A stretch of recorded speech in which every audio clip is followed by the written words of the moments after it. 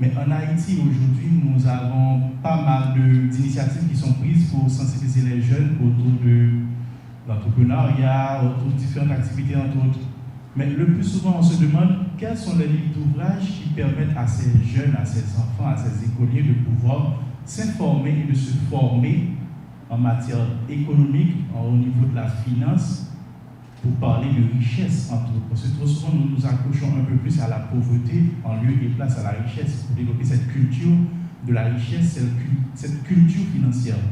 Donc c'est dans ce sens que nous avons cru nécessaire de lancer cette première édition de la journée du livre d'économie en Haïti, pour justement inviter les jeunes à la lecture. En second lieu, inventorier l'héritage en termes de documents imprimés, écrits, tout ça, au niveau littéraire, de la littérature économique, entre autres. Également pour informer ces jeunes sur les différents types de réflexions, de propositions, de contributions, de modèles économiques qui sont proposés par les anciens et les contemporains. Mais également, c'est l'occasion pour nous de les inspirer, pourquoi pas, à poursuivre la voie de ces contributeurs.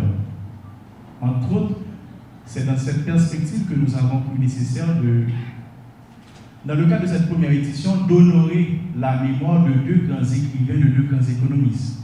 Il s'agit de Mireille Neptune Anglade, qui justement fait figure de référence dans la littérature économique en Haïti, à travers ses publications, à travers ses contributions, mais également d'honorer la mémoire de notre écrivain, économiste et homme d'État haïtien.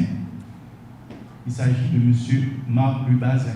Il est important en 2021 en Haïti qu'on apprenne aux jeunes générations qu'est-ce qui est déjà produit en Haïti en termes de pensée économique et comment cette pensée économique peut aider tout jeune haïtien à développer une culture de l'argent, une culture financière permettant à ces jeunes de créer de la richesse. Sans l'économie, sans une bonne gestion de la chose économique, c'est un espace de gravité où nous conservons des trésors de l'esprit, mais c'est en même temps un espace ludique. C'est aussi un espace où vous apprenez que le savoir est accessible, c'est votre ami.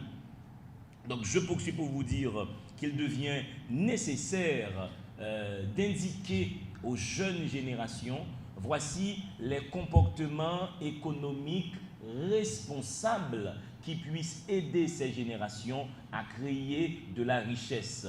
Nos parents n'ont malheureusement, certains d'entre eux n'ont malheureusement pas notre rapport à la culture, notre accès à la connaissance. Donc vous avez comme jeune génération cette lourde responsabilité d'engranger des savoirs liés à l'économie, non seulement pour vous, mais également pour ouvrir la voie à vos parents. Donc,